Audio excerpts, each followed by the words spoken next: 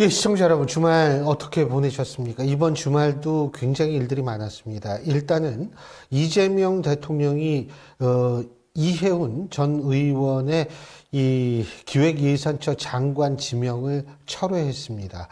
여러분들은 어떻게 생각하실지 모르지만 오히려 청문회가 의혹의 해명의 장이 되기보다는 논란을 증폭시키는 계기가 됐다라는 여론이 많았고요. 아무래도 청와대도 그런 여론을 받아들여서 지명을 철회한 것 같습니다. 일각에서는 지명 철회 최소한 이번 주 중에는 이루어질 텐데 이번 주 한 목요일 정도가 되지 않을까라는 얘기도 흘러나왔습니다만 이재명 대통령 아마 할 거면 빨리 하는 게 좋다라는 생각에서 일요일날 지명 철회한 것 같습니다. 이제 남은 것은 이해운 전 의원에 대한 7개의 혐의에 대한 지금 고소 고발이 이루어져 있는데 이 부분을 어떻게 처리할 것인가, 이 수사가 어떻게 될 것인가를 좀 지켜보는 그러한 것들이 중요할 것 같습니다. 왜? 젊은이들에게 있어서는 공정이라는 게 제일 중요하기 때문에 그런데요. 자, 그리고 여러분이 또 들으셨겠습니다만 이해찬 전 총리께서 베트남에서 이 별세를 했습니다. 그래서 지금 시신이 아마 우리나라로 운구되기 위해서 지금 이해찬 전 총리의 시신이 지금 베트남 군병원으로 이송됐다라는 소식까지 들렸는데요. 정말 삼가 고인의 명복을 빌겠습니다. 이런 뉴스들 저희가 쭉 짚어볼 텐데 오늘은 순서를 좀 이제 뒤바꿔서 뭐부터 여러분한테 전해드리냐면 양당 양당 소속의 정치인들로부터 현안에 대한 입장 들어보는 시간을 먼저 갖고요.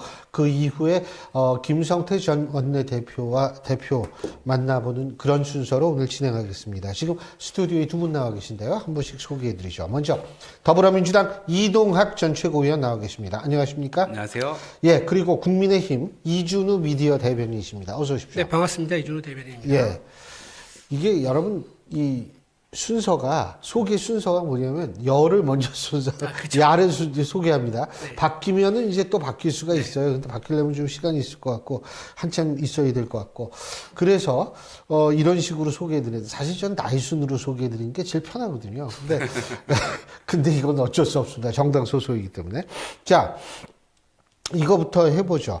얘기해보죠. 이해찬 전 총리 베트남에서 갑작스럽게 별세를 했는데 그 심정지가 왔다는 거 보니까 심장마비 비슷한 거 같더라고요. 뭐 그럴 수 있겠죠. 뭐 정확히 의학적으로 아마 예. 뭐 국내에 들어오게 되면 그런 자세한 보도들도 있을 것이라고 생각하는데 좀 너무 좀 슬프다는 생각도 많이 들고 제가 뭐 지금 덤덤하게 이런 말씀을 드리지만 실제로 민주주의라고 하는 것 이것이 이제 뭐 저보다는 훨씬 더 윗세대들이 그런 어떤 역할들을 했기 때문에 실제 뭐 역설적이게도 뭐 이해찬 세대라는 말도 있고 또 뭐 국무총리실 때 뭐 골프하다가 뭐 여러 가지 문제도 일으켰고 이런 비판적인 것들도 많이 이야기가 나오던데 역설적이게도 그러한 비판도 가능했던 사회 이거를 이제 만들었던 것이 저는 그 윗세대들의 역할이었다고 생각하고 특히 이해찬 총리는 그 윗세대 중에서도 상당히 중심적인 역할을 하셨던 분이기 때문에 저는 그런 측면에서 저희 세대가 이런 부분들에 대한 것은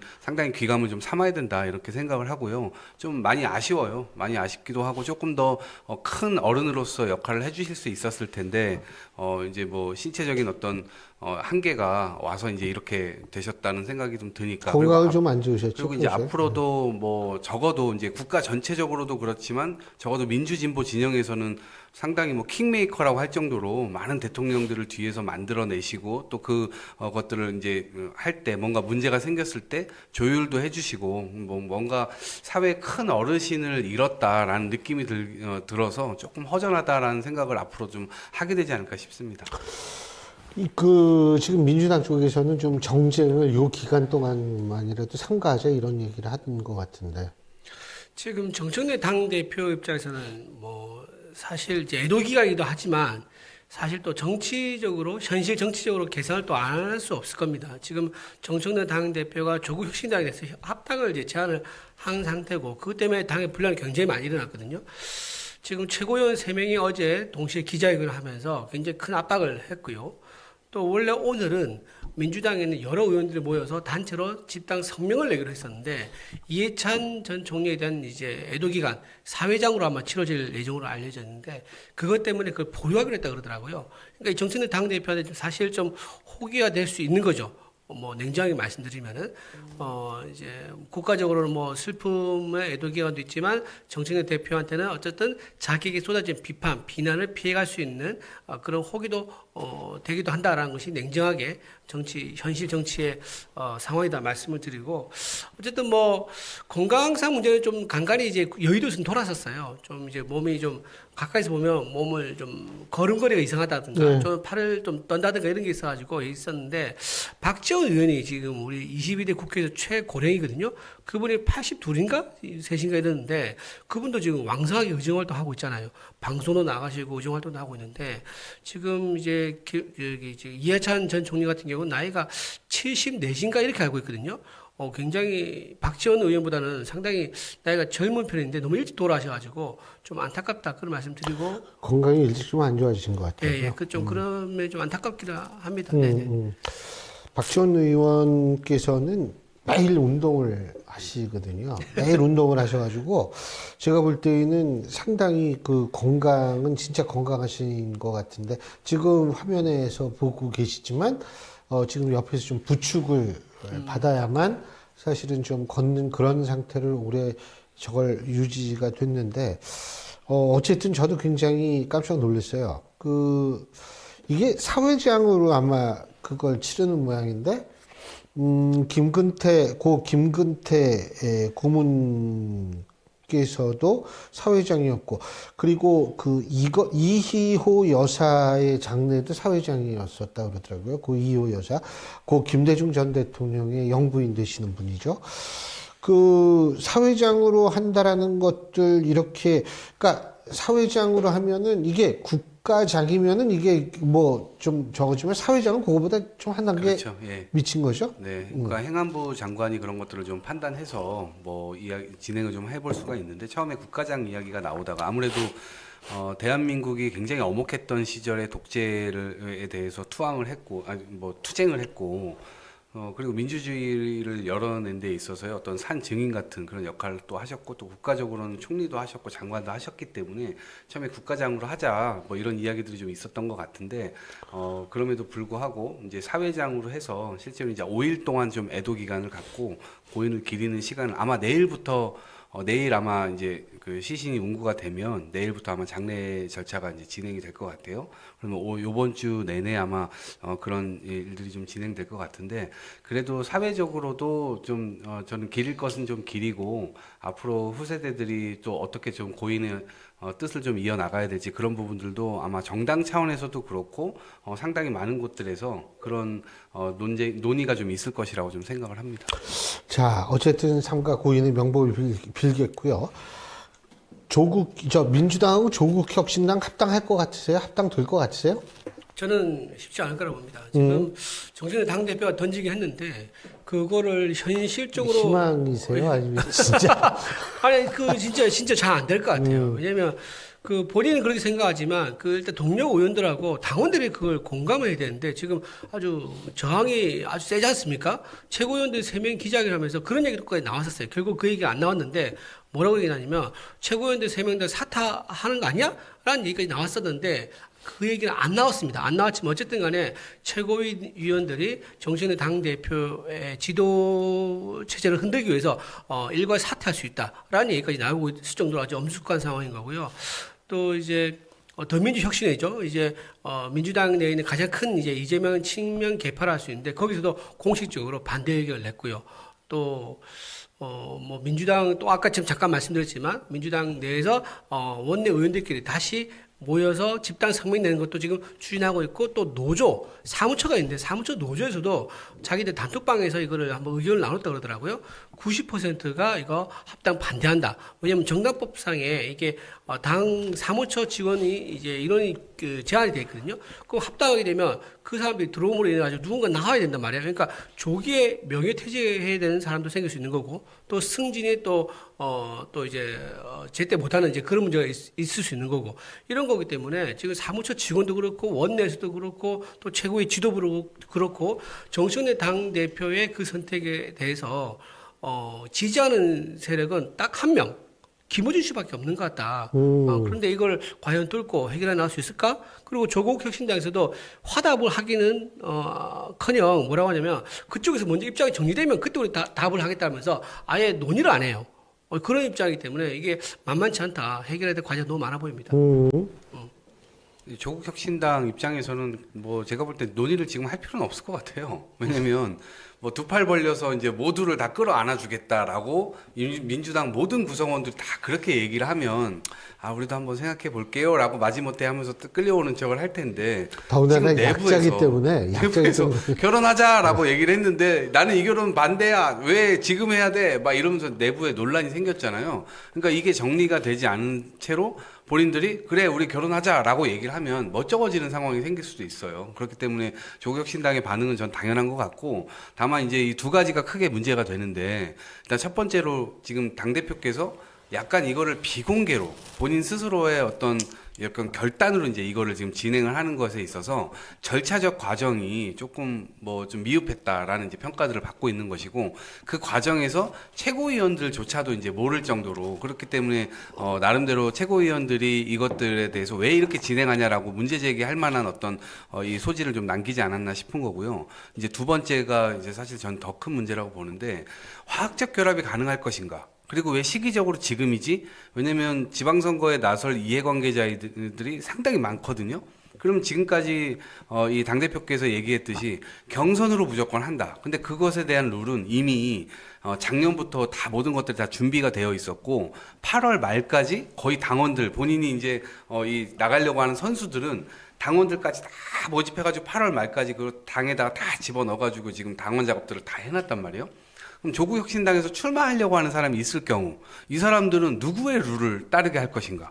조국혁신당도 따로 룰이 있었을 테고 민주당의 룰로 그냥 일방적으로 따르게 할 것인지 아니면은 별도로 뭐 민주당끼리 예선을 치르고 조국혁신당 후보하고 결선을 치르게 할 것인지 이건 진짜 현실적인 문제거든요. 이러한 문제들이 아마 정리가 되기가 굉장히 어려울 거고 마지막으로는 화학적 결합이 굉장히 중요하잖아요. 그래야 서로가 시너지가 날 것이고 이런데 민주당은 지금 이재명 대통령을 중심으로 약간 중도 우파적인 확장 전략을 지금 쓰고 있단 말이에요. 근데 조국혁신당은 느닷없이 뭐 이렇게 좌파 전략을 쓰고 있는데 느닷없이 이 당이 그냥 합쳐버렸다. 그럼 유권자 입장에서는 이게 저 당이 헷갈릴 수 있을 것 같아요. 그래서 오른쪽 깜빡이 넣고 지금 오른쪽으로 실제로 시도를 하고 있는데 왼쪽으로 가는 듯한 그런 느낌이 들면 이것이 유권자에게 미치는 혼란스러움 이런 것들이 앞으로 어떻게 반영될 것인가 실제 이길 수 있는 그 가능성을 높이는 건지 아니면 좀 줄이는 건지 이런 부분들에 대한 판단이 엄청난 갑론을박 속에서 민주당 내부에서 벌어질 겁니다.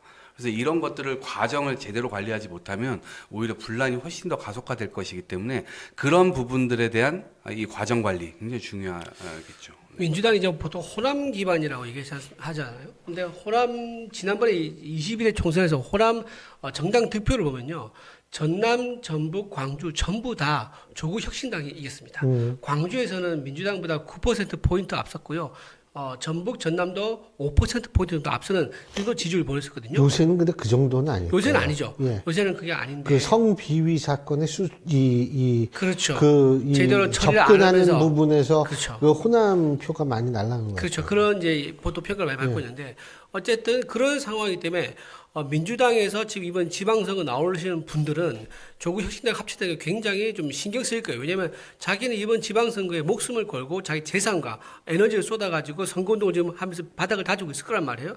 근데 갑자기 조국 혁신당에서 지난번에 상당한 정당 득표를 얻은 조국 혁신당에서 후보가 나와서 그 사람과 다시 경쟁이 되는 이런 상황이 온다. 더군다나 만약에 합당해가지고 정청래 대표가 조국 혁신당에다가 지분을 약속을 해버려가지고 몇 명에 대해서는 광주나 호남에서 조국 혁신당 공천 준다. 라는 상황이 돼버리면요. 거기서 뛰고 있는 민주당 후보들은 미치고 발작 뛸 노릇이죠. 그렇기 때문에 거기에 대한 갈등과 불만을 정리를 어떻게 할 것이냐. 이 문제가 실질적으로 굉장히 어려울 겁니다. 그래서 저는, 지금 막 주제를 던져놨지만 이게 실질적으로 실행하기에는 너무 많은 해결 과제가 있다라고 말씀드리고 그러면 정세균 당대표의 목적이 무엇일까? 왜 이것을 하려고 했을까? 본인의 정치 계산이죠. 뭐냐? 친문 세력을 안아가지고 포섭 또는 흡수 이렇게 표현해야 될 것 같은데 친문 세력을 포섭해서 결국은 이번에 당대표 연임, 올해 8월이죠. 8월 당대표 연임하는 거. 이거를 지금 계산하고 있는 거 아니겠는가. 지금 혼자 다이다이 떠가지고, 죄송합니다. 혼자 이제, 근데 이해가 확 돼요. 홀로 맞서서, 그래가지고, 그죠. 홀로 맞서서 이재명 이제, 지지자들과 표 대결 한다 그러면 본인이 조금 불안한 상황 같아요. 그래서 친문 세력을 이제 업고 그 세력과 힘을 합쳐가지고 김어준과 함께 그렇게 해서 친명 세력과 붙는다 그러면 당대표 가능하겠다라는 계산을 하고 있는 거고 그렇게 된다 그러면 총선에서 공천 줘가지고 확실한 대선 주자로 자리를 매김할 수 있는 그 첫 단추라고 생각하기 때문에 1인 1표제와 지금 조국혁신당과의 합당을 자기는 정치의 승부수로 던진 게 아니겠는가 생각합니다. 이것과 관련된 얘기인데 정청래 대표가 뭐 사전에 청와대에 교감이 있었다는 식으로 얘기를 하니까 청와대가 발끈해가지고 그거 아니다라고 얘기를 했는데 아니 저도 사실 굉장히 위험한 발언 이게 뭐냐면 뭐 당무 개입이 될 수도 있는 거고 그렇죠. 정치 개입이 될 수도 있고 아니 왜 그렇게 얘기를 했을까 이게 너무 당황해서 그랬나 정청래 대표가요? 그러니까 모르겠어요. 그러니까 이게 반발이 자기가 본인이 생각했던 것보다 훨씬 더 크니까 그거를 뭐 어떻게 하려고 했었던 저간의 생각이 있었는지는 모르겠습니다만은 어쨌거나 좀 그 해명은 좀 부적절해 보이죠. 실제로 그랬다 하더라도 그거를 대놓고 이제 대통령과 어떤 교감이 있었다는 여당 대표가 하면 그런 건 안 되는 거죠. 그리고 이제 본인 스스로가 어찌됐건 이거를 결단을 했다라고 이제 표현을 했으니까 실제 이 결단을 어떻게 밀고 갈지에 대한 본인의 프로그램이 이제 있어야 되는 거잖아요. 근데 그것이 저는 뭐 당대표로서는 충분히 결단할 수 있고 또 던질 수 있는 것이라 봅니다. 그러면 이제 이 과정에서 설득해가는 그 과정 속에서 본인 리더십이 훨씬 더 강해질 수도 있고 실제로 이제 이걸 잘 못하게 되면 약화될 수도 있는 거잖아요. 그러니까 어찌 보면 정치적인 승부수를 던지신 건데 적어도 그 설득을 어떻게 할지에 대한 프로그램은 저는 있다고 이제 생각을 하고요. 그 과정에서 이제 하시면 될 텐데 문제는 지금 어찌됐건 어제 이제 사무총장께서 기자회견을 해가지고 이것과 관련돼서 지분 나누기 우리 없다. 그리고 앞으로 협의 과정에서 여러 가지 지금 논의되고 있는 문제점들 뭐 이런 것들은 다 논의할 것이고 그 논의를 잘 정리해가지고 그 과정 속에서 당원들의 이야기도 들을 것이고 이제 그런 것들을 다 정리하는 기자회견을 하셨거든요. 근데 지분 나누기 없다 딱 이렇게 해버리니까 실제로 이제 혁신당에서는 상당히 그런 고민들이 좀 있을 겁니다.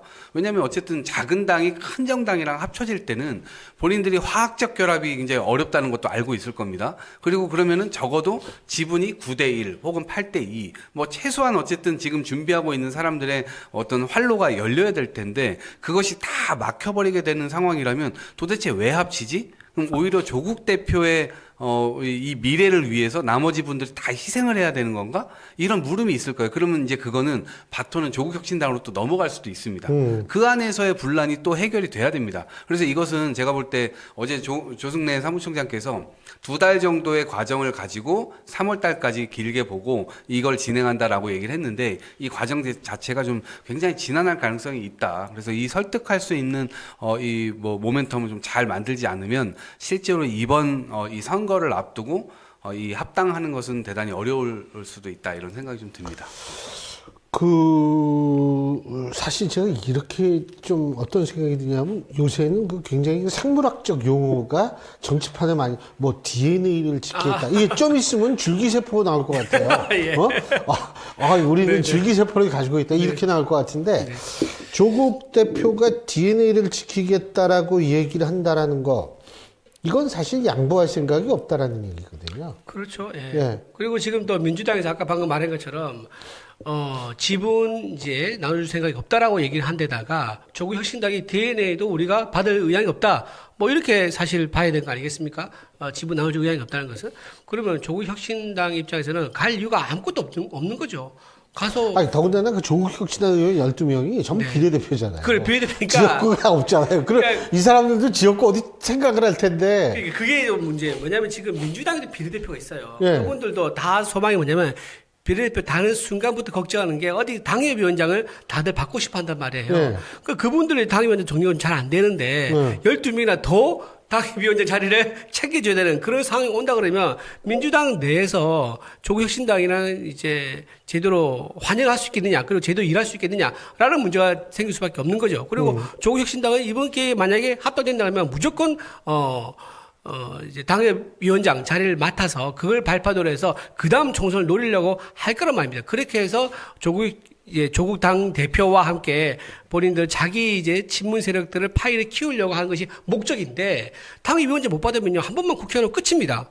그럼 그 사람들은 이제 전부 다 안개 속에 사라져 버리는 거죠. 그러니까 그런 문제가 있기 때문에 이것을 수용 못하는 구조라 그러면 조국혁신당으로 그래서 차라리 그대로 남아가지고 뭐 되든 안 되든 자각을 위해서 최선을 다하고 민주당 이중대라는 비판을 끊기 위해서 더 선명하게 민주당과 싸우는 그런 야당의 모습으로 거듭나야 되는 그런 이제 상황이 될 수도 있는 거죠. 그렇게 되면 아까 말한 아까 우리가 지금 얘기하고 있는 통일교 특검 문제라든가 공천 뇌물 특검이라든가 이런 것들 관련해 가지고 조국혁신당이 힘을 실을 수도 있습니다. 야권과 함께 개혁신당, 국민의힘과 함께 같이 처리하자라고 목소리를 내버리면 민주당 굉장히 곤란해지겠죠. 저는 정치 다양성 측면에서 제가 이제 조국혁신당을 싫어하거나 그러진 않습니다. 저는 뭐 통합하려면 할 수도 있다 이렇게 생각을 하는데 항상 조국혁신당에서 이런 말을 해왔어요. 따로 또 같이. 이제 그런 말 자체가 이제 정치의 다양성을 담보하는 것이고 뭐 같은 색깔로 누군가는 볼 수도 있지만 실제로 보면 좀 다르잖아요. 근데 저는 그게 의미가 있다 보거든요. 적어도 이번 지선에서 호남에다가 조국혁신당에서 후보를 많이 내는 거는 호남의 정치 지형이 훨씬 더 잘 좋아질 거라고 봅니다. 왜냐면 정치 서비스가 경쟁을 하게 되면 그 호남의 시민들 입장에서는 선택지가 늘어나는 거니까 그리고 일당 독주를 하다 보면 썩게 돼 있잖아요.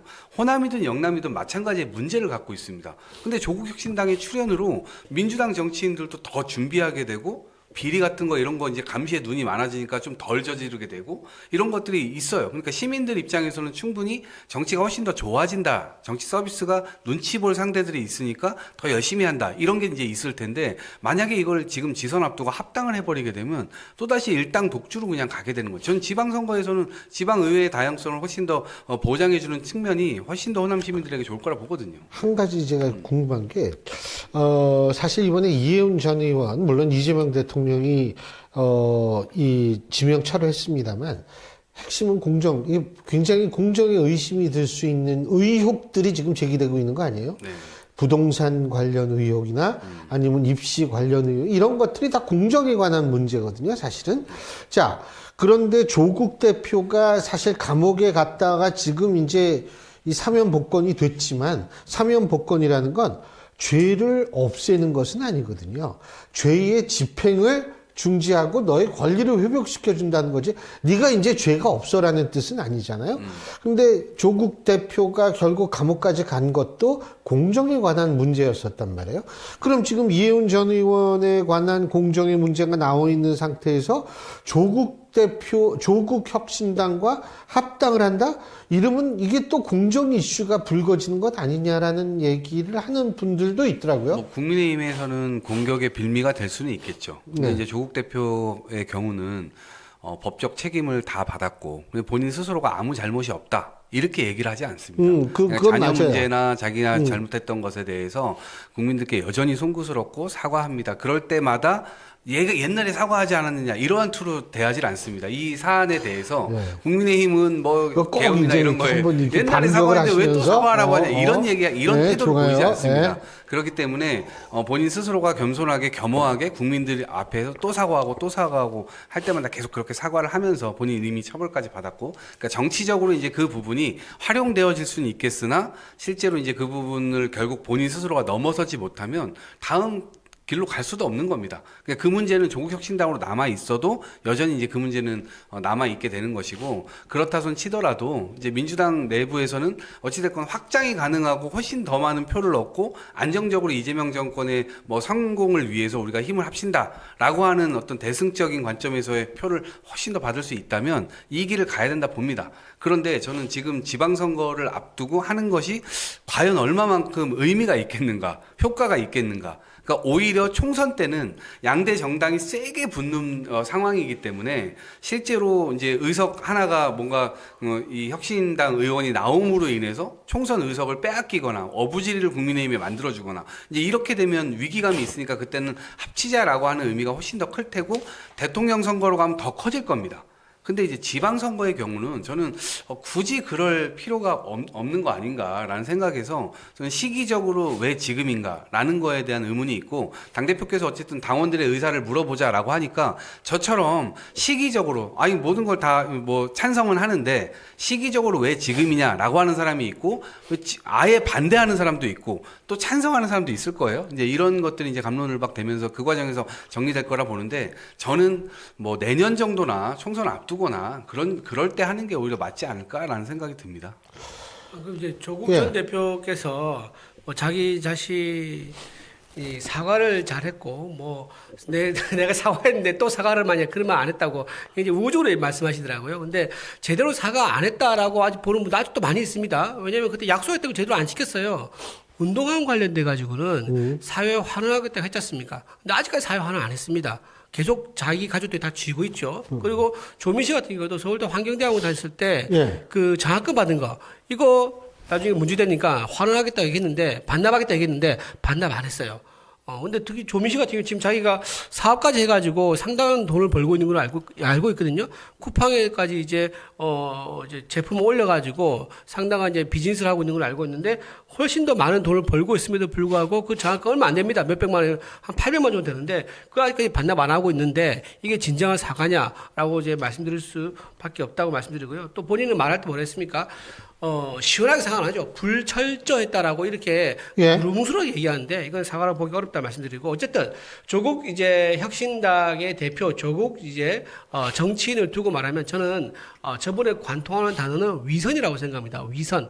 그러니까 겉에서는 또는 대중적으로는 착한 척, 바른 척, 공자님 말씀하는 거지만 실제로 자기 내면으로 들어가거나 자기 가족 문제라든가 이런 거 있을 때는 굉장히 계산적이고 이기적이고 불법도 서슴지 않는 그런 분이었다는 것을 말씀드리면서 그 본질은 여전히 변하지 않았다. 그런 상황에서 지금 이해운 후보가 어떤 문제로 지금 문제가 됐습니까? 불공정 문제, 탐욕 때문에 지금 문제가 됐지 않습니까?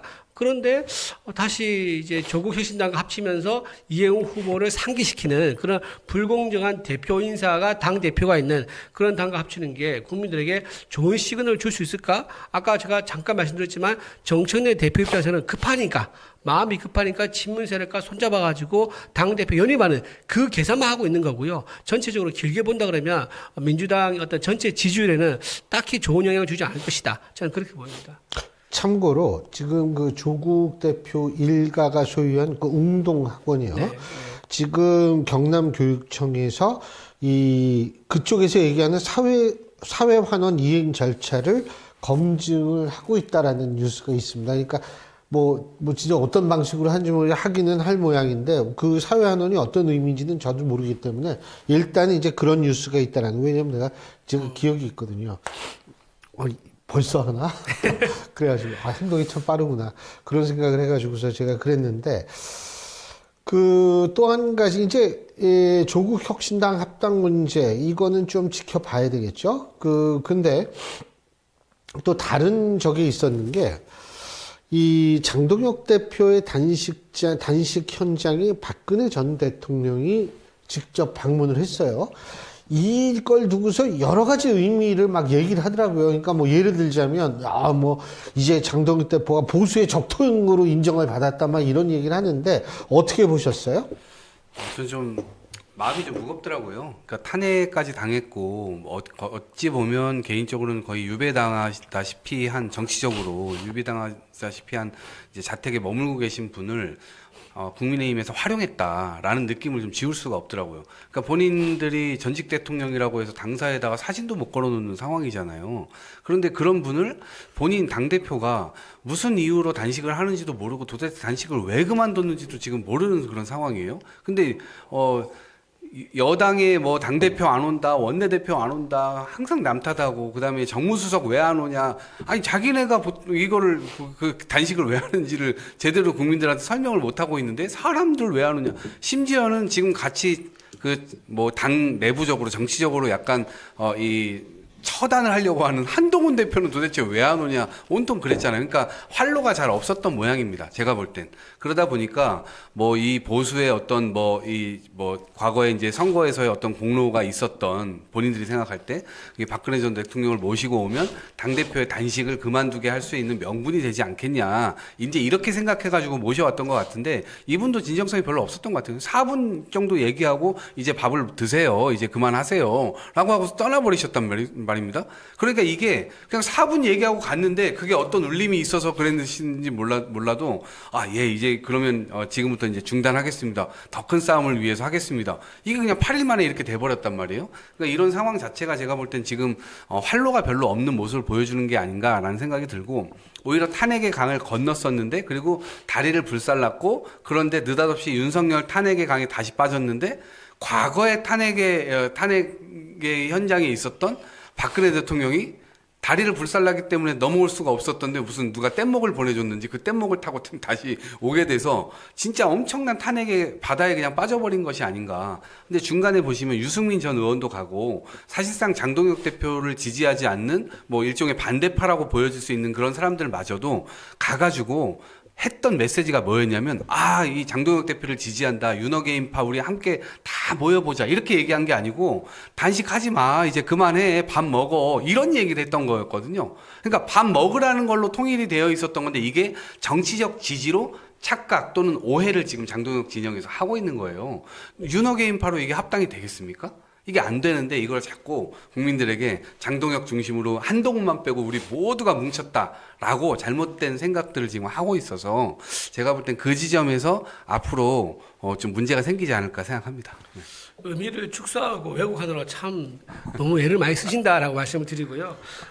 장동혁 대표가 단식한 이유를 방금 모른다 그랬는데요. 다 알죠. 국민들이 왜 단식한지를 그때 크게 다 말씀해가지고 언론 보도 많이 됐지 않습니까? 공천 뇌물 사건 이거 특검을 해야 된다. 경찰로 못 맡기겠다. 이미 경찰로 해봤더니 어떻게 됩니까? 전재수 장관 같은 경우는 문 앞에 서가지고 안에서 파쇄기 돌리면서 증거 인멸한까지 기회를 줬었고, 그 다음에 관련자 해외 나가는 것도 출국 금지 안 시켜가지고 증거 인멸 기회를 줬었고, 권선동 의원과 전재수 장관 똑같이 통일교 자금에 대한 얘기가 나왔는데 권선동 의원만 수사하고 전재수 장관은 그때 4개월 동안 덮었지 않습니까? 이런 식으로 경찰이 편파수를 하기 때문에 특검해야 된다라고 얘기를 했던 겁니다. 그리고 통일교 특검도 마찬가지고 공천 뇌물 사건도 마찬가지고 그 이유를 전 국민이 다 알고 있는데 아무도 모른다고 얘기한 것은 본인이 듣고 싶지 않아서 아니겠는가 싶은 생각이 들고요. 민주당에서 지금 이렇게까지 얘기했습니다. 좀 그 패륜적인 발언을 했었는데 민주당의 전 의원입니다. 전 의원이 뭐라고 얘기했냐면 장동혁 대표 단식하다가 죽으면 좋고라는 말을 했었어요. 그때 굉장히 논란이 됐었죠. 그거는 좀 굉장히 그분이 굉장히 점잖으신 분인데 그렇게 얘기를 하더라고요. 그러니까 유튜브에 나가서 너무 얘기를 하셨다고 흥분하셨나? 그러더라고요. 그러니까 좀 흥분해서 그런지 모르겠는데 어쨌든 그 방송 저도 잠깐 봤는데 그 여자 앵커분하고 같이 웃으면서 얘기를 하면서 그 얘기를 몇 번 이어서 더 했었어요. 그 사회자가 좀 제지를 해야 사회 제지 되는데. 안 했었어요. 그러니까 그걸 맞장구 쳐주고 이제 서로 얘기를 해가지고 죽으면 좋고 이걸 한 2번인가 더 얘기를 했었거든요. 그분 결국 어떻게 했습니까? 모든 방송에서 하차했어요. 방송에서 이제 출연 금지를 이제 했다 그러더라고요. 자, 그러게 지금 민주당의 입장인가 전 되묻고 싶고요.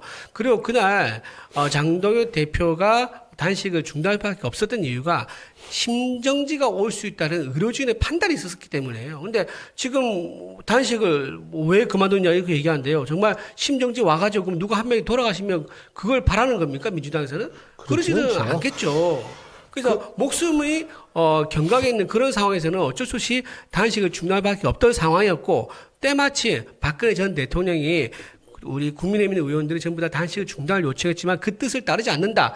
완강히 거부한다고 하니까 그럼 내라도 가서 올라가서 얘기하겠다라고 해서 올라오게 된 겁니다. 그 타이밍이 공교롭게 심정지라는 위험성이 있었던 상황, 그리고 박근혜 전 대통령이 나라도 가서 만류해야겠다라는 그 상황이 맞아떨어진 건데, 그걸 두고 뭐 출구 전례가 없었기 때문에 박근혜 전 대통령이 올라왔다는 등 그런 식으로 얘기하고 왜곡한 것은 잘못됐다라고 말씀을 드리고요. 한동훈 전 대표 잠깐 말씀드리면, 한동훈 그거 물어보려고 그랬어요. 예, 좋습니다. 뭘 물어보려 하셨죠? 한동훈 전 예, 대표 예. 이제 뭐 좀 있으면 뭐 어쨌든 최고위원회에서 결정을 내릴 거 아니에요. 오늘 장동혁 대표 퇴원까지 했으니까. 그렇죠. 오늘 퇴원하시죠. 예. 오늘 퇴원하고 이제 내일부터는 이제 통원 치료를 한다 그러더라고요. 그래서 식사를 일단 못 한대요. 그 장동혁 대표가요. 네. 제가 여기 우리 나오신 그 패널분한테 얘기를 들었는데, 단식하고 필리버스터 하기 전부터 체중이 굉장히 급격히 줄어가지고 건강이 굉장히 안 좋았다는 거예요. 그게 이제 좀 설명 제가 드리면은 9kg가 빠졌다 그러는데. 맞아요. 그 단식을 이제 염두에 두고 의도적으로 서서히 몸을 이제 좀 줄여갔다 그러더라고요. 몸무게를. 아니 그게 네. 단시간에 9kg 빠지면 멀쩡하던 사람도 아프거든요. 뭐, 그렇죠. 단식은 아닌데 어쨌든 의도적으로 한 달 정도 기간 동안 이렇게 줄여서 몸을 만들어서 이제 아예 이제 곡기를 끊어버리는 이런 상황을 계산을 해가지고 했다라고 합니다. 그렇기 때문에 지금 민주당 일부에서 공격하고 있는 한동훈 전 대표가 제명되니까 거기에 대한 논란을 잠재우기 위해서 단식 들어간 거 아니냐라고 한 것은 전혀 관계가 없다. 그리고 단식 들어간 날은 본회의가 열렸던 날 아닙니까? 아니 그 뭐 어쨌든. 자, 어쨌든 그래서 한동훈 전 대표 제명 됩니까? 네. 어떻게 됩니까? 한동훈 전 대표 관련된 방향 어떻게 될 건지 짐작할 수 있는 게 오늘 결론이 나왔어요. 오늘 뭐가 나왔냐면 오늘 윤리위가 열었거든요. 예. 윤리위에서 김종혁 전 최고위원에 대해서 어떤 결정을 내렸느냐, 탈당 권유 처분을 내렸습니다. 윤리위에서. 거기에서 당원권 당원권 정지 정지 2년이었잖아요. 2년보다 근데 그거보다 더 높은 거예요. 맞아요. 지금 요새는 다 그러네. 당원 12년 구형 때렸는데 23년 선고를 내리고, 거기도 그러네. 근데 예. 당원 당규상 이제 제일 높은 게 제명이고요. 그 밑에 있는 게 탈당 권유, 그 밑이 당원권 정지. 이건 최대 3년까지고요. 그 밑이 경고. 이렇게 총 4단계라고 구분되는데 제명 바로 밑에 탈당 권유니까 굉장히 센 거죠. 그렇죠. 근데 왜 그랬을까요? 지난번에 당원권 정지 정지 당무감사 결과를 받고도 계속 발언을 장동혁 지도부에 대한 공격적인 발언을 계속 이어갔습니다. 한동훈 전 대표를 옹호하고 장동혁 지도부 체제를 공격하는 이 발언을 이어가는 게 이거는 해당 행위로서 이거는 못 가기 어렵다라고 윤리위가 보는 것 같아요. 자, 그렇게 윤리위가 입장을 보였다는 것은 한동훈 전 대표에 대해서도 아마 최고위가 강경한 입장을 좀 보이지 않을까. 왜냐? 여론 조작이기 때문에. 아니 그 김종혁 그 전 최고위원 그 징계 여부가 리트머스 시험지라는 얘기가 옛날부터 많았어요. 그렇죠. 네네. 예. 근데 그렇게 됐구나. 그거 네네. 몰랐네. 좀 전에 이제 올라온 그 결정입니다. 제가 참고적으로 말씀을 드리는데요. 이 7월 달 되면은 정보통신망법 개정된 법이 이제 본격적으로 발효가 됩니다. 이렇게 되면 아까처럼 뭐 죽으면 좋다 이렇게 되거나 그렇죠. 거기에 맞장구 친 예를 들면 그 진행자 모두 징벌적 손해배상으로 그렇죠. 그럴 수 있어요. 엄청나게 네. 진짜 당할 수가 있습니다. 근데 그런 거 없다 그래도 사실 과한 얘기는 당연히 막아야죠.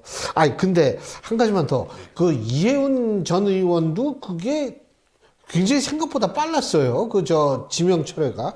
그러니까 이제 보통은 후보자가 이 자진 정도까지 사퇴. 본인이 나왔으면 자진 사퇴하는 것이 맞죠. 근데 이제 청와대에서도 아마 지명했던 데 따른 책임 때문에 후보자에게 소명의 기회를 최대한 줬던 것이고, 근데 거기에서도 제대로 된 소명이나 이런 것들이 이루어지지 않았고, 그런 차원에서 이게 청와대가 결재하자는 입장에서, 그러니까 대통령께서 결재하자는 입장에서 그러한 의지를 좀 보여준 것이 아닌가라는 생각이 들고, 아마 차제의 이해운 후보자는 지금은 물러났습니다만 장관이 되려고 했었던 그 과정에서 지금 드러난 여러 문제점이 있잖아요. 입시 문제라든가 아니면 부동산 부정 청약 문제라든가 뭐 6-7건 정도 뭐 고소고발 됐다고 하는데 그 지점에서 아마 수사를 안 받을 수는 없을 겁니다. 그러니까 국민들의 눈높이에서 동일한 선상에서 과연 적절했는지 여부 이런 것들은 결국 사법적인 잣대를 놓고 제대로 됐는가 안 됐는가에 대한 판단 여부를 따져봐야 될 것이기 때문에 아마 그걸 피하기는 어려울 것이라고 보고 그게 이제 공정한 전 법집행이라고 보거든요. 이제 그런 차원까지도 준비를 하셔야 될 거라 봅니다. 저는 이행 후보가 자진 사퇴하라는 전 의원 전 의원이 자진 사퇴하라는 뭐 선거에 것도 아니고 뭐. 자진 사퇴하는 얘기를 대통령실에서 들었을 거예요 아마. 자진 사퇴하면 좋겠다라는 했었는데 그걸 아마 본인이 거절하고 버텼을 거예요. 본인이 인사청문회 오기 전까지 28일, 27일, 26일 정도 동안 엄청난 많은 의혹이 공개되면서 국민적 지탄을 받았단 말이에요. 그리고 인사청문회가 열어서 거기서 또 공개적인 망신을 15시간 넘게 받았단 말이에요. 이렇게까지 했는데 장관 안 하면은 너무 억울해 미칠 것 같은 거예요. 그러니까 뭐 치부는 다 드러났고 수사까지 받아야 될 상황인 거고 칩도 내놔야 될 상황인 건데 장관 자리 이 가문의 영광이 장관 자리 받는다 그러면 다른 거 다 포기할 수 있다라는 생각까지 하면서 버텼을 거란 말이에요. 그렇기 때문에 아마 용산의 대통령실에서 자진 사퇴하라 얘기 나왔을 때 보니 나는 그렇게 못하겠다. 난 지금 쪽팔릴 건 쪽 다 팔았고 이제 경찰 수사도 앞두고 있는데 여기서 내가 물러나게 되면 난 모든 걸 다 잊는다라고 하면서 버틴 것 같아요. 버텼으니까 아마 대통령실에서도 이제 이 여론이 심상치 않은 것을 보고 지명 철회하는 그런 강수를 아마 도지 않았을까 싶은 생각이 들고 조금만 붙이면 이혜훈 후보자의 경우는 윤어게인을 외치다가 이쪽으로 투항을 한 뭐 그렇게 이제 묘사를 했잖아요. 국민의힘에서 이제 그렇게 해가지고 윤어게인을 배신했다라고 해가지고 엄청나게 본인들과 20년째 함께했던 정치를 했었던 사람인데 그런 정도의 이제 공격을 굉장히 퍼부었고 그게 같은 선상에서 김종혁 전 최고위원도 같은 선상에서 윤어게인을 외치지 않았거든요. 국민의 상식 속에서 했거든요. 그러니까 윤리위나 당무감사위에서 이걸 동원해가지고 실제로 윤어게인을 왜 자꾸 감싸냐라고 하는 투의 비판이었어요. 주로 장동혁 대표를 비판했다고 하는 게 장동혁 대표가 윤어게인을 외쳤으니까요. 이제 그런 차원에서의 비판이었는데 당무감사위나 윤리위가 나서가지고 김종혁 최고를 이제 제거하는데 이제 쓰이게 된 것이고 한동훈 대표 역시 마찬가지잖아요. 그 계엄의 밤에 이 계엄은 잘못됐다. 물론 그 뒤에 한덕수 총리랑 뭐 공동정부를 하겠다는 등 뭐 이상한 행위들을 하긴 했습니다만 어찌됐건 국민들의 어떤 눈높이에서 이건 맞지 않다라고 해서 명확한 시그널을 줬잖아요. 그러니까 본인들 입장에서는 배신자인 거예요. 이 계엄은 성공했었어야 되는 것인데 왜 자꾸 그거를 그런 식으로 얘기하냐? 우리 당이 잘못됐다는 거냐? 지금 여전히 윤어게인 쪽 세력에서의 입장에서 이걸 지금 얘기하고 있는 거거든요. 그런 관점에서 지금 국민의힘이 그럼 엊그저께 사과한 건 뭡니까? 이걸 이렇게 하면 그러니까 한동훈 전 대표 역시 마찬가지입니다. 할 건지 말 건지 하려면 그냥 빨리 하십시오. 그러니까 아주 진한하게 이렇게 가는 것 자체가 그러니까 당무감사위나 윤리위가 사실상 본인들이 발표했던 이 문구마저 수정을 하는 경우는 전 정당사에 처음 봤는데 사실은 장동혁 대표가 이 정도로 누군가를 인사 조치하려면 철두철미하게 준비한 채로 그걸 해냈어야 되는 것인데 그거를 하지 못하고 계속해서 빌미를 줬기 때문에 본인들 스스로도 멋쩍어서 그랬는지 그래서 단식을 한 건지 뭔지 모르지만 이번에 어쨌든 단식에 나왔으니까 내일 최고위가 열릴 거 아닙니까? 그냥 즉각적으로 결단을 내리고 더 이상 윤어게인파가 아닌 사람들은 다 쫓아낸다. 명확한 시그널을 좀 보여주고 확실하게 했으면 좋겠습니다. 민주당에서 한동훈 대표를 지지한 이유가 뭔가 네. 많은 시청자들은 알 거라 생각 듭니다. 한동훈 전 대표가 국민의힘에 남아 있어야지 반사이익을 누가 보죠? 민주당이 보는 거죠. 왜 내란이 일어나고 내분이 일어나고 갈등이 일어난 거에 대한 반사이익은 민주당이 고선에 가져간 거 아니겠습니까? 그런 목적으로 해서 한동훈 전 대표를 계속 지지하고 옹호하는 거 아니겠는가라는 생각이 들고요. 이혜훈 후보에 관련해서는 그 임명권자가 누굽니까? 인사권 전에 대통령이 최종적으로 판단해가지고 이혜훈 후보를 지명을 한 겁니다. 그럼 지금 저 말씀하신 대로라면요. 이재명 대통령을 탓을 해야죠. 그걸 알면서 윤어게인이라고 얘기했던 이혜훈 후보라고 해서 알면서 지지한 이재명 대통령이 한마디 못하지 않습니까? 그거 누가 지금 지명했는데요? 그거 지명해서 지금 이 난리가 난 상황 아니겠습니까? 스스로 모순되는 발언을 지금 하셨다는 말씀드리고요. 어쨌든 이재명 정권이 가지고 있는 인사 검증에 대한 시스템이 정말 참호가 수준이구나. 제대로 인사 검증도 하지 않고 함부로 추천했다가 이재명 대통령의 어떤 그 명예만 이제 인사권만 더 이제 거슬러지는 상황이 됐다라고 말씀드립니다. 알겠습니다. 자, 오늘 두 분 말씀 여기까지 듣겠습니다. 고맙습니다. 고맙습니다. 아이고, 수고하셨습니다. 고맙습니다. 네, 수고하셨습니다.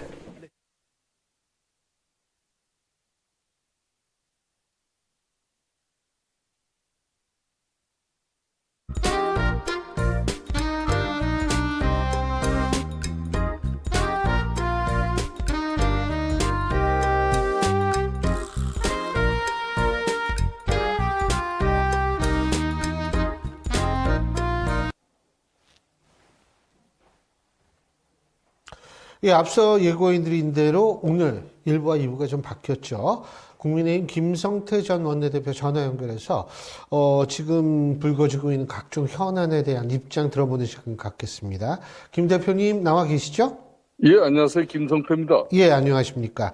예. 이해운 전 의원 결국 지명 철회가 돼서 낙마를 했는데 예상하셨습니까? 뭐, 대한민국 국민들이면 웬만하면 다 예상한 일 아니겠습니까? 예. 그러니까 예상하셨다라는 건데요. 김 대표님은 사실은 이해운 전 의원과 뭐 여러 가지 의정 활동 같은 정당에서 그거 많이 하셨잖아요. 그죠? 그렇습니다. 제가 뭐, 2017년 박근혜 대통령 탄핵 이후에 반기문 당시 유엔 사무총장을 새 집에서 우리 보수진영의 후보로 만들려고 할 때, 네. 그때 뭐 같이 뜻도 같이 해가지고, 바른정당에 합류한 그런 뭐, 과거의 그 전력도 있고, 이제, 이 장관 내정자가 되기 전에 공교롭게 한 2달 전에 뭐, 밥 한 그릇 하자 그래서 저랑 같이 식사도 했어요. 그런데 이제 그때만 하더라도 보수 진영의 위기, 그리고 자신이 여러 가지 뭐 정치적으로 참 어려운 생각을 많이 하고 있구나. 그런 정도 알았는데, 하여튼 뭐, 이재명 대통령은 중도 실용주의적 정부를 구상하고 탕평 인사로 이렇게 이해운 내정자를 뭐, 인사 동용했다 그러지만, 결론은, 이해운 후보자 입장에서는 소탐대실한 거죠. 그 2달 전에 만나셨다고 하는데 그때 뭐 정치를 그만두겠다 이런 얘기는 안 했어요? 왜냐하면 그런 이야기는 전혀 없었어요. 전혀 없고. 아니, 본인이 청문회에서 뭐 정치 그만두려고 결심을 하고 뭐 집도 사고 뭐 이랬다는 식으로 얘기를 한 거 제 기억으로는. 그래서 제가 그때 듣기로는 전혀 그런 고민은 없었어요. 그냥 지금 보수 진영에 정치를 많이 걱정하고 우려 섞인 그런 목소리를 많이 들었던 것 같아요. 그렇군요. 예. 지금 사실 김 대표님 보실 때 뭐 워낙 많은 의혹이 제기가 된 건 사실인데 그 중에서 제일 좀 문제가 된다라고 생각하는 그 부분은 어떤 부분이세요? 아무래도 이 장관 고위공직자가 되려면 3가지. 그러니까, 자신의 주거 문제, 위장전입 문제라든지 또, 그러니까 부동산, 백력, 자녀 교육 문제.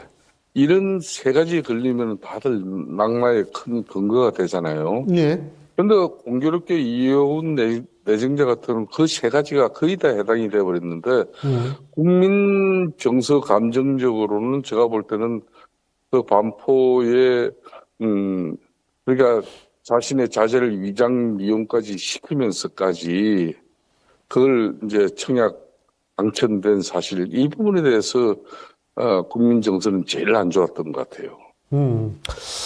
뭐 하여간 참. 그리고 이제 또 한 가지는 장동혁 대표가 단식을 끝냈습니다. 근데 예. 지금 언론에서 많이 비교가 되는 것이 뭐냐면 우리 김성태 대표님이 예전에 단식 끝에 드루킹 특검을 관철시켰던 것, 때 당시 상황과 지금의 어떤 장동혁 대표의 단식 종료 이런 걸 자꾸 비교하는 것 같은데 당사자로서 어떤 생각을 갖고 계십니까? 그러니까 당시 2018년 드루킹 특검을 관철시킬 때 그때 정치 상황, 그때도 뭐 자유한국당 시절입니다만 박근혜 대통령 탄핵 이후에 문재인 정권 들어서고 1년 차에 이루어진 뭐 그 특검 단식 투쟁이었습니다. 그때는 그래도 그나마 여야 간에 특히 정치가 그래도 조금은 살아 있었어요. 싸울 때 싸우더라도 본질적으로 상대가 뭐 이 신체의 일부 내지는 전부를 훼손시키는 그런 단식이라는 극단적인 수단을 동원한다 하면 일정 부분 그래도 이 문제는 정치적으로 풀어야 된다는 그런 상대 진영의 내부 고민이라도 있었는데 지금 상황 같은 경우는 뭐 지금 현재 그 장동익 대표도 8일간에 이제 제대로 된 찐단식을 했죠. 찐단식을 하면서 민주당 방식으로는 저 8일 정도 가지고 최소한 15일 20일은 넘어야지. 그런 민주당 방식의 이제 단식이라고 저는 보는 건데 그런 측면에서 그랬는지 모르지만은 민주당 입장에서 집권 세력으로서 이 극한 수단인 이 단식이라는 걸 보면 정치적으로 일정 부분 그래도 동정 내지는 그래도 이 문제를 갖다 극한 상황까지 하지 않는 그런 측면에서 정치적 시도가 전혀 없었던 부분이 너무나 안타까운 문제예요. 그게 이제 저하고 지금 이제 장동익 대표의 단식에 이제 차이가 있는 건데, 근데 이 상황 더 극한 이제 투쟁 방식의 양상만 전개될 수밖에 없는 상황이거든요. 민주당 입장에서도 제1야당 대표가 아무리 목숨을 건 단식 투쟁 하더라도 무관심 내지는 해볼 거면 해봐라는 식으로 절대 권력에 그대로 취해 있다 그러면은 결국은 국민들이 지금 집권 세력에 대한 이런 분노나 울분 이런 게 생길 수밖에 없는 거죠. 그런 측면에서 이제 야당은 장동익 당대표의 이 단식을 통해서 비록 쌍특검은 여야간에 일정 부분 성과는 거두지 못했지만은 그래도 보수 진영이 지금 거대 이 절대 권력과 왜 제대로 싸워야 하는지 그 부분에 대해서 보수의 결집 효과는 분명히 거둔 거기 때문에 문제는 이제 이 보수 결집의 효과를 가지고 얼마나 이 보수 진영의 통합 리더십으로 이게 앞으로 이제 기결되어져서 6.3 지방선거까지 중도 무당층에게 소구력 있는 그런 제1야당이 될 건지 이게 이제 장동익 대표가 이제 단식을 마치고 이제 다시 현장에 복귀하면 제일 맞닥뜨릴 그런 문제죠. 예. 지금 대표님께서 민주당 방식의 단식이다 이렇게 표현하셨나요? 아니죠. 민주당만의 단식 방식으로는 지금 현재 보통 15일 자신들은 20일 넘게 한다 이렇게 생각하기 때문에 장동익 대표가 이제 8일 이 정도 심장이 쇼크가 올 정도로 상당히 위중한 그런 단식인데도 그 상대를 인정하지 않으려고 하는 그런 의도적인 무관심 그걸 민주당만의 단식이라고 제가 이야기한 거죠. 대표님이 며칠 하셨죠? 그때 드루킹 제가 9박 10일 한 것 같습니다. 9박 10일이요? 예. 근데 하여간 그때 이후에도 건강이 안 좋아서 고생 많이 하신 걸로 제가 알고 있는데. 저도 3년 동안 실질적으로 면역 체계가 무너지고 상당히 때로는 서 있을 수도 없는 그런 힘든 상황이 있었죠. 그렇기 때문에 그걸 회복하는 데서 꼭 3년이 걸리더라고요. 대표님, 박근혜 전 대통령이 단식 현장을 방문한 거는 어떻게 평가하십니까? 물론 이제 제1야당 대표가 단식 규정을 하고 있지만은 심각한 건강상의 치명상을 또 입을 수도 있고 그로 인해 가지고 야당의 이제 투쟁 동력이 되려 어려워질 수도 있다는 그런 아마 박근혜 전 대통령의 판단이 있었던 것 같아요. 그렇기 때문에 2017년 박근혜 대통령이 국회에서 탄핵소추 의결됐지 않습니까? 예. 그렇기 때문에 일간에는 여의도 쳐다도 보지도 않는다 그랬는데 그 여의도를 넘어가지고 본인을 탄핵소추 의결한 국회 본회의장 앞 로텐더 홀까지 와서 단식을 적극적으로 만류했다는 것은 상당히 이례적인 일입니다. 그런 만큼 본인이 대구에서 이제 서울로 이렇게 상경할 때는 장동익 당대표의 단식을 어떤 행토로든지 반드시 이걸 끝내겠다는 그런 의지를 가지고 온 것 같아요. 그렇기 때문에 그렇게 정확한 또 단식 만류 요청을 답을 해달라 이렇게 장동익 대표의 또 적답도 구해가면서 단식을 끝낸 거 아니겠냐 그렇게 보는 건데 이걸 출구 전략으로 상당히 당내적으로 당 주류에서 미리 준비한 거다 이렇게 이야기를 하는 많은 인식도 있는 것 같은데 박근혜 대통령을 그런 당내적으로 이렇게 좀 역할을 좀 해달라 이런 정치적 부탁이 있다고 해서 그걸 쉽게 들어줄 일은 없거든요. 뭔가 박근혜 대통령 마음이 자신이 직접 움직였기 때문에 그 자리에 온 거는 틀림없는 거죠.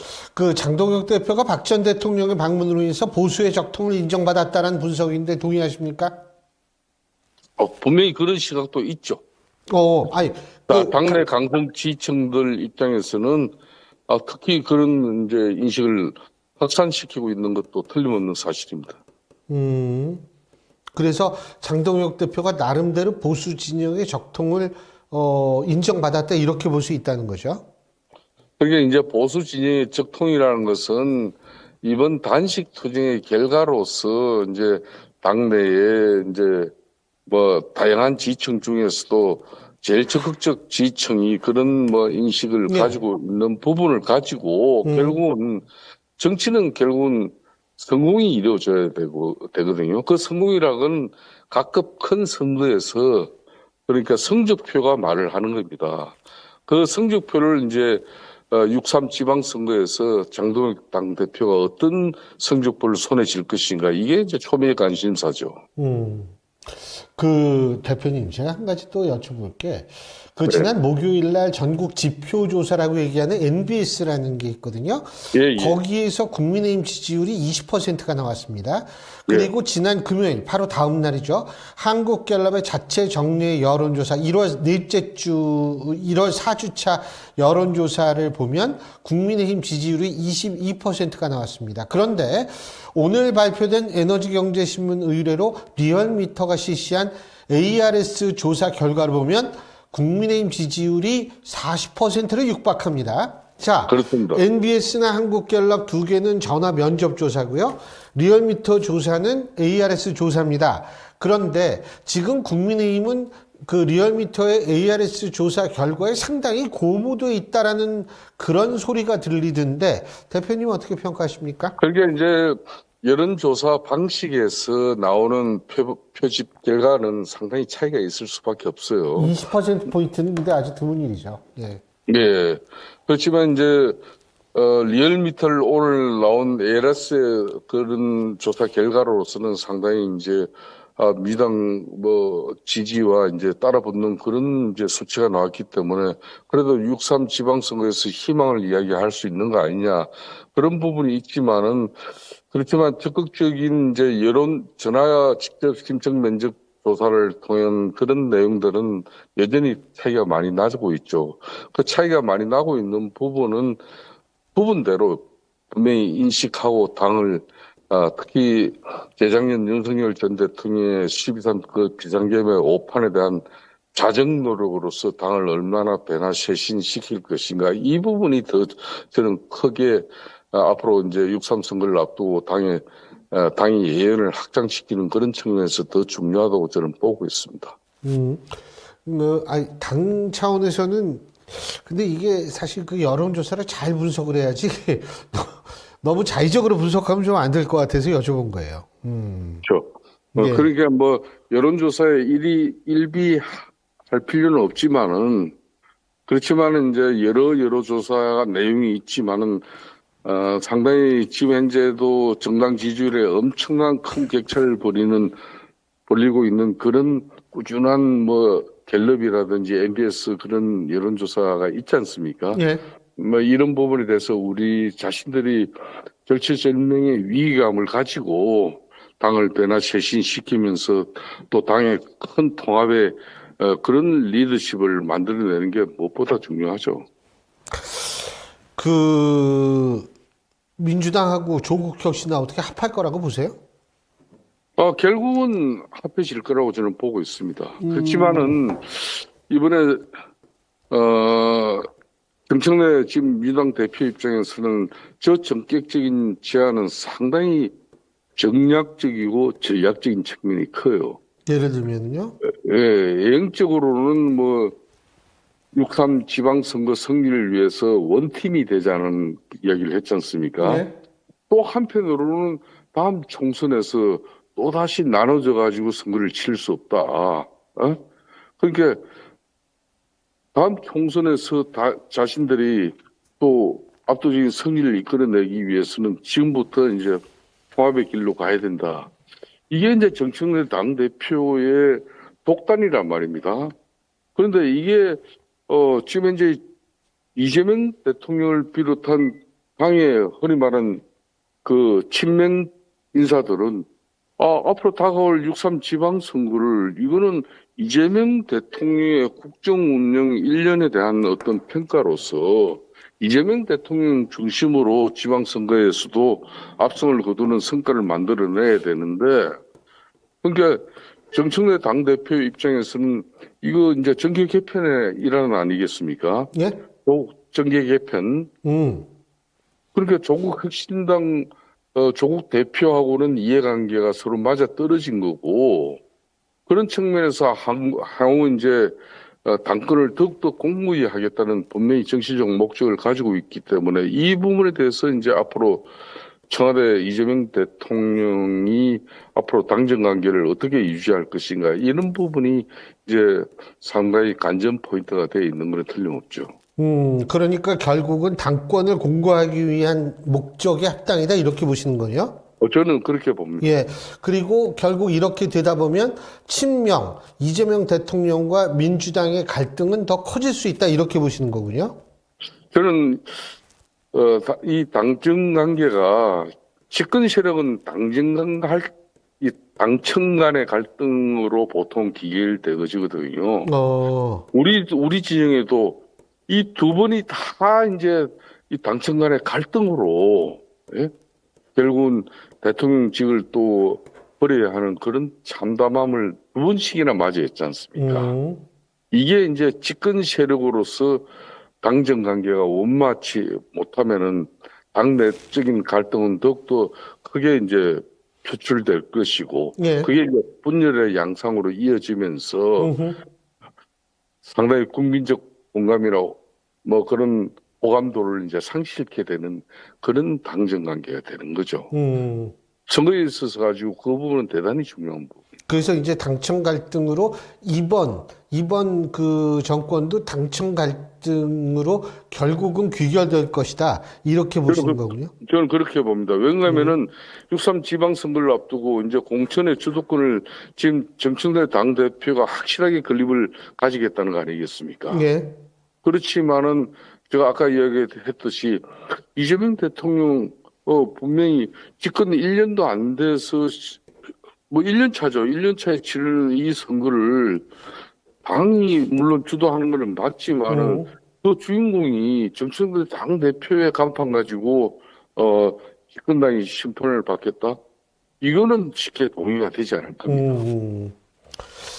알겠습니다. 아유, 오늘 또 바쁘신데 이렇게 인터뷰 해주셔서 고맙습니다. 감사합니다. 예, 수고하십시오. 예, 지금까지 국민의힘 김성태 전 원내대표였습니다. 자, 신율의 정치체크 오늘 순서는 여기서 모두 줄이고요. 전 내일 저녁 5시에 여러분 다시 찾아뵙겠습니다. 오늘 저녁 여러분 행복한 시간 보내시기 바라겠습니다. 전 내일 다시 찾아뵙죠. 고맙습니다.